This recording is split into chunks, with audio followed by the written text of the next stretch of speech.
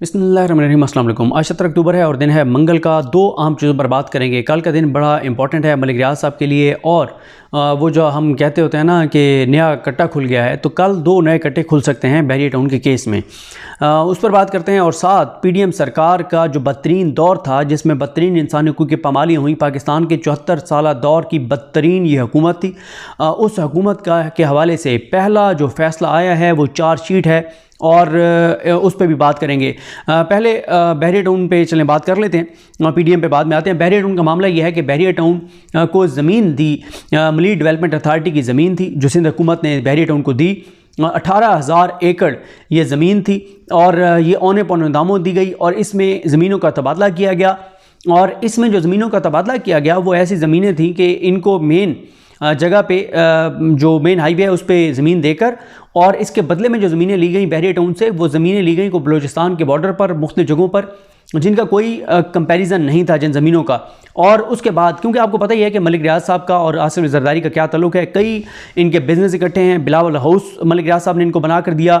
उसके अलावा बहुत कुछ इनका मुश्तरका है। ये कभी तफसीली वीडियो कर लेंगे कि किन किन चीज़ों में ये एक साथ थे और किस तरह से एक दूसरे को उन्होंने फ़ायदे पहुँचाए। फेक अकाउंट्स केस में भी मलिक रियाज साहब की फैमिली के एक मेंबर जो हैं उन्होंने प्ली बार्गेन की, और कितने अरब उन्होंने वापस किए, वो भी जरदारी साहब के साथ था। ये सारा मामला था।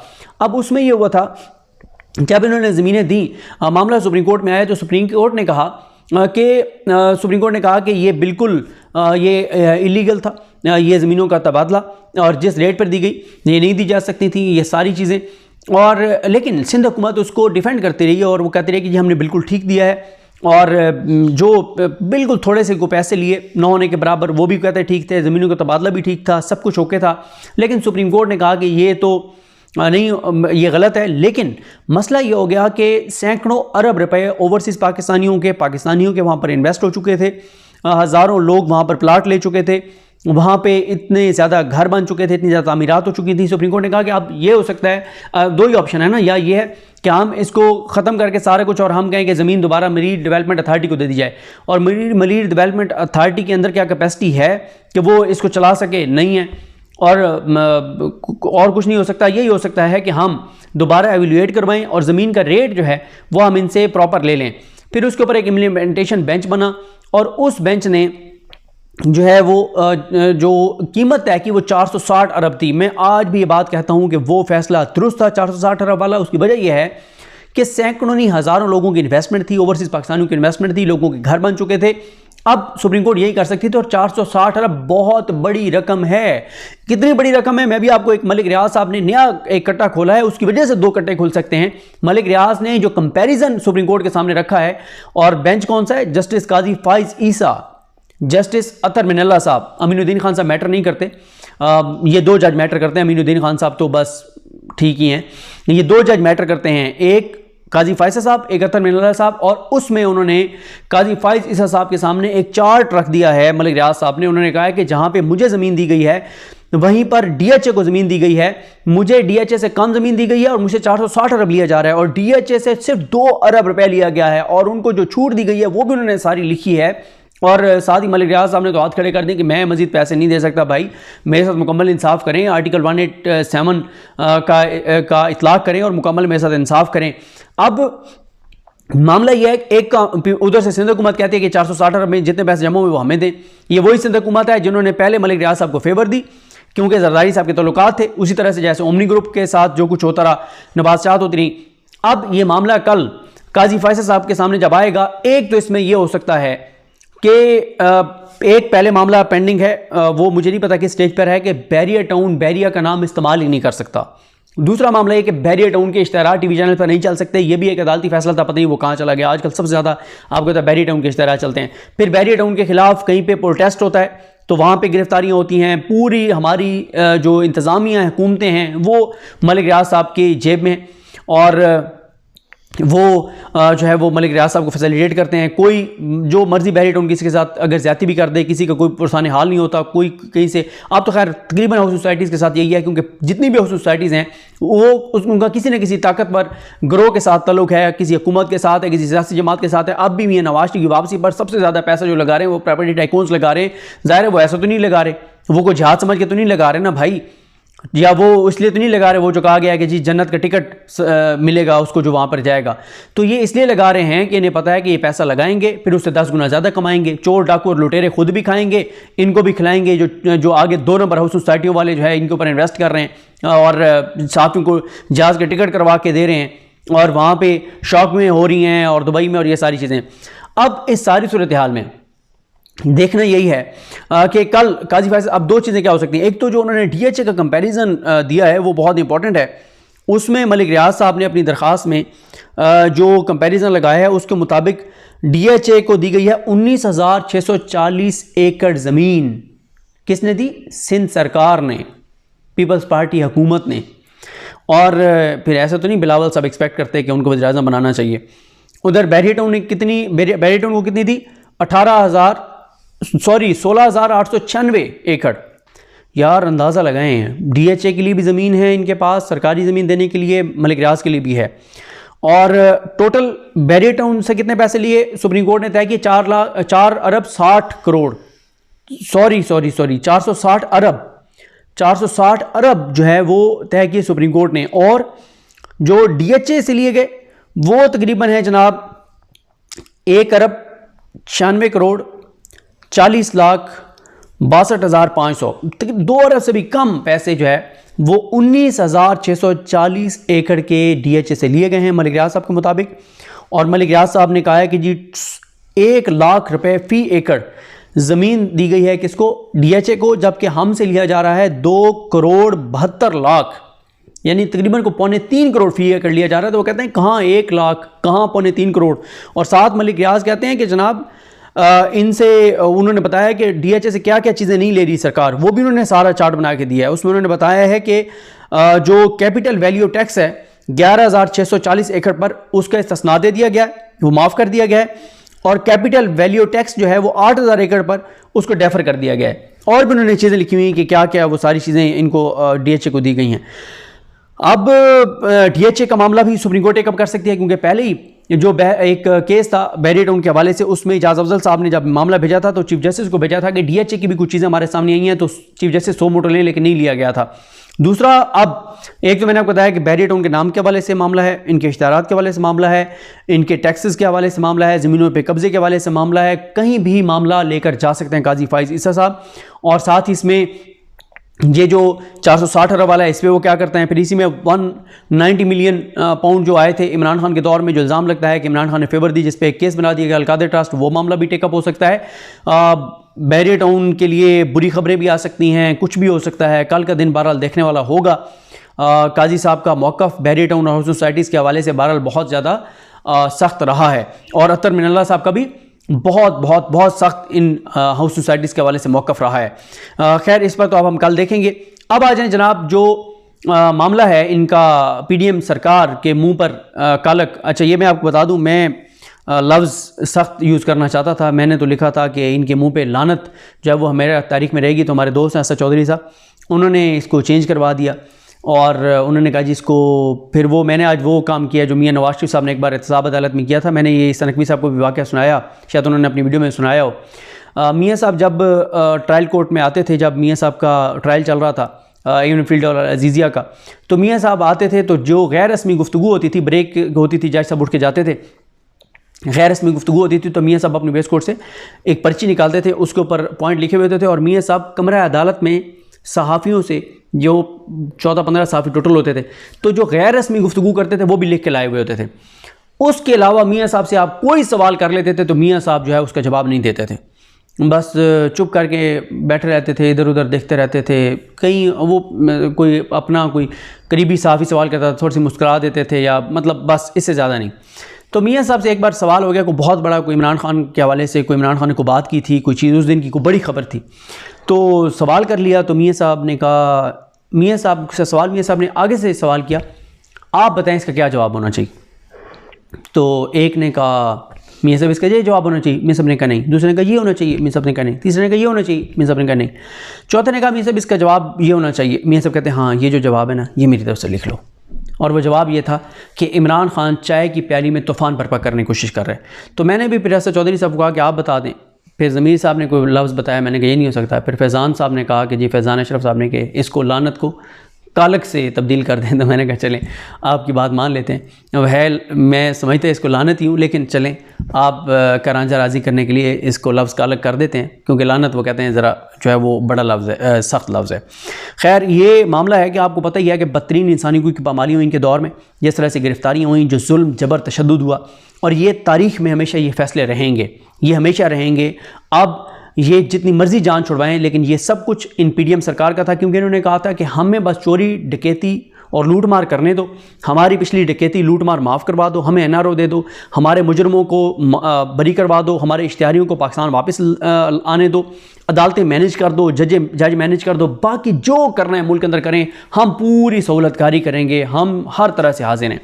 अब आपको पता ही है शहबाज गिल साहब पर एक FIR हुई थी, उसमें अमाद यूसुफ साहब जो वाइस प्रेसिडेंट हैं, I think senior vice president हैं ARY के, अमाद यूसुफ साहब को घर से जिस तरह से उठाया गया, उनकी फैमिली के सामने उनको टॉर्चर किया गया, उनकी फैमिली बड़ी ट्रॉमा से गुजरी, बड़ा जुल्म हुआ अमाद यूसुफ साहब पर, और बड़े मुश्किल वक्त से ARY गुजरा। ARY पे बहुत मुश्किल वक्त था ARY पे, और जो ARY के साथ हुआ, फिर अरशद साहब को ARY से निकलवा दिया गया, जो कुछ हुआ वो ज़ाहिर है सबके सामने है। लेकिन ये है कि ARY ने बहरहाल अरशद साहब को ऑन किया बाद में भी, और उनकी शहादत के बाद भी जितने भी इल्ज़ामात लगते रहे वो गलत ही थे कि जी सलमान इकबाल साहब हैं और ये और वो सारे झूठे इल्ज़ामात थे। इसमें शहबाज गिल साहब ने ARY पे एक पेपर दिया था, उसका बताया गया कि ये सारा तयशुदा प्लान था, और इसमें अमाद यूसुफ भी शामिल थे, और पता नहीं अमाद यूसुफ का पता नहीं क्या वो सबूत मिले, कुछ भी नहीं था, सब गलत बयानी थी। अमाद यूसुफ साहब पर भी FIR कर दी, उन पर बदतरीन तशद्दुद हुआ। उसके बाद वो खैर ज़मानत पर रिहा हुए। ज़मानत पर रिहा होने के बाद अमाद यूसुफ साहब ने बरियत की दरख्वास्त ट्रायल कोर्ट में डाली, वो मुस्तरद हो गई, हाई कोर्ट में आई। आमिर फ़ारूक साहब ने भी वो ट्रायल कोर्ट के फ़ैसले को दुरुस्त करार दिया, और उन्होंने अमाद यूसुफ साहब की जो है वो दरख्वास्त मुस्तरद कर दी। मामला ऊपर सुप्रीम कोर्ट में आया। सुप्रीम कोर्ट में 3 रुकनी बेंच था, एजाज़ुल एहसान साहब की सरबराही में, 7 जस्टिस जमाल खान मंदोखेल साहब थे और जस्टिस शाहिद वहीद साहब थे। अब जमाल खान मंदोखेल साहब वो जज हैं जिनको PDM असल जज मानती है, क्योंकि PDM का अपने क्राइटेरिया है ना, उनके नज़दीक कुछ जज जो है वो ठीक नहीं है, कुछ जो है वाकई जज हैं। तो जमाल खान मंदोखेल उनके नज़दीक वो जज हैं जो बड़े ज़बरदस्त जज हैं। शुक्र है उन्होंने ये फ़ैसला तहरीर किया है, और उन्होंने जो लिखा है वो मैं आपके सामने रखता हूँ। उन्होंने एक तो अमाद यूसुफ साहब को पहले ही उनका नाम FIR से निकाल दिया गया था, उनको बरी कर दिया गया है, और ज़ाहिर है मुश्किल वक्त था, अल्लाह ताला ने उनका मुश्किल वक्त गुजारा। और 14 फरवरी को जो अच्छा इसमें यह है कि ट्रायल कोर्ट ने 12 दिसंबर 2022 को अमाद यूसुफ साहब की जो है दरख्वास्त वो मुस्तरद की थी, और इसी तरह से हाई कोर्ट ने 14 फरवरी 2023 को अमाद यूसुफ साहब की दरख्वास्त मुस्तरद कर दी थी बर्रियत की। अब ये सुप्रीम कोर्ट में जब मामला आया, मैं बता चुका हूँ कौन से जज थे। 14 सितंबर को अमाद यूसुफ साहब का नाम FIR से निकालने की इस्तदा मंजूर हुई, और साथ ही जो है वो उनका नाम FIR से निकालने का हुक्म देते हुए अदालत ने उनको बरी कर दिया, बाइज़्ज़त बरी कर दिया। और उसके बाद अब ये तहरीरी जो है फ़ैसला आया है। अदालत ने फ़ौजदारी कानून की शिक 196 को शामिल करते हुए कहा है कि रियासत के ख़िलाफ़ संगीन जुर्म का नोटिस कोई अदालत नहीं ले सकती। वफाकी या सूबाई हुकूमत या इन दोनों हुकूमतों की तरफ से नामजद अफसर ये कर सकता है। सुप्रीम कोर्ट के फैसले में लिखा गया है कि कानून साज इस किस्म के संगीन जराइम की हैयत से आगाह थे, इसलिए मजमूए ज़ाब्ता फ़ौजदारी में शिक 196 रखी गई है। अदालत ने कहा है कि वफाकी हुकूमत का मतलब वज़ीर-ए-आज़म या वज़रा और सूबाई हुकूमत का मतलब वज़ीर आला या सूबाई वज़रा होता है। अदालत ने वाज़ेह किया है कि मजाज अदालत किसी भी सतह पर मवाद का जायज़ा लेने के बाद इस नतीजे पर पहुँचे कि केस नहीं बनता तो उसे वफाकी या सूबाई हुकूमत या उसके मजाज अफसर की तरफ से दायर की गई शिकायत मुस्तरद करने का इख्तियार होता है। यानी यहाँ तो वफाकी या सूबाई हुकूमत ने दायर ही नहीं की थी, ये उन्होंने तो मंजूरी नहीं दी थी। अगर उनकी भी मंजूरी हो फिर भी अगर कोई उसमें केस ना बनता हुआ हो तो ट्रायल कोर्ट या हाई कोर्ट जो है वो इख्तियार रखती हैं कि वो इस केस को खारिज कर दें। अदालत ने लिखा है कि अगर जुडिशल मजिस्ट्रेट के पास इस किस्म की शिकायत दर्ज की गई है तो वह हुकूमती दबाव से आज़ाद होता है और उसे बगैर किसी मुदाखलत और दबाव के इस शिकायत का फैसला करना चाहिए। यानी जुडिशल मजिस्ट्रेट जो है उसके पास इख्तियार है, ताकत है, वो हुकूमत से इन्फ्लुएंस क्यों होता है? क्यों हुकूमत के ये जज भी टाउट बने हुए हैं और वो हुकूमत की मर्जी के फैसले करते हैं? अदालत ने लिखा है कि पुलिस अफसरान इंतजामिया का हिस्सा होते हैं, इसलिए उनसे आज़ाद तफ्तीश की तवक्को नहीं की जा सकती। ताहम शिक 196 के अलावा अगर कोई और जुर्म हो तो उसको FIR में शामिल करके कार्रवाई की जा सकती है। अदालत ने लिखा है कि आइन के प्रीएम्बल में दिबाचे में कहा गया है कि रियासत अपने इख्तियारात उन मुंतखब नुमाइंदों के ज़रिए इस्तेमाल करेगी जिनको अवाम ने मुंतखब करके पार्लियामेंट में भेजा है। कानून ने हर शहरी को इजहार राय की आज़ादी दी है। सियासी और समाजी इंसाफ हर शहरी का हक है, जबकि रियासत हर सूरत आइन के दायराकार में रहते हुए अपने इख्तियारात का इस्तेमाल करेगी। फैसले में सुप्रीम कोर्ट ने हुकूमत को नाजायज़ इख्तियारात के इस्तेमाल से रोकते हुए करार दिया है कि खौफ का माहौल रियासत के इदारों के खिलाफ नफरत पैदा करता है और इस तरह के माहौल में मीडिया भी आज़ादी से काम नहीं कर सकता। इख्तियारात के नाजायज़ इस्तेमाल से अवाम में खौफ और अदम तहफ़्फ़ुज़ का एहसास पैदा होता है। तनकीद करने वालों और सियासी मुखालफिन को दुश्मन ना समझा जाए। पाकिस्तान का आइन हर शहरी को सियासी, मुआशरती और इज़हार राय की आज़ादी और हक देता है। शहरियों के जायज़ हकूक़ का तहफ़्फ़ुज़ रियासत की आइनी ज़िम्मेदारी है। प्रिंट और इलेक्ट्रॉनिक मीडिया अवाम तक मालूमात पहुँचाने का ज़रिया है। आज़ादी राय का हक इस्तेमाल करने पर सियासी वर्कर्स, सहाफ़ियों और दीगर पर मुकदमात का इंतराज हो रहा है। ये कब का फैसला है, कब किस दौर की बात हो रही है? पीडीएम सरकार, नवाज शरीफ का दौर, शहबाज शरीफ का दौर, मरीम नवाज का दौर, मौलाना का दौर, जरदारी का दौर, मेंगल का दौर। वो जो आजकल मेंगल साहब ट्वीट्स कर रहे हैं, ये हो रहा है मेरे खिलाफ, वो हो रहा है, ड्रामेबाजियाँ, आप गलत बयानियाँ करते हैं। आप सिर्फ अब ब्लैकमेल क्यों कर रहे हैं? आप इसलिए ब्लैकमेल कर रहे हैं कि आपको हिस्सा नहीं मिला होगा निगरान हुकूमतों में, आपको हिस्सा मिल जाएगा, सब ठीक हो जाएगा।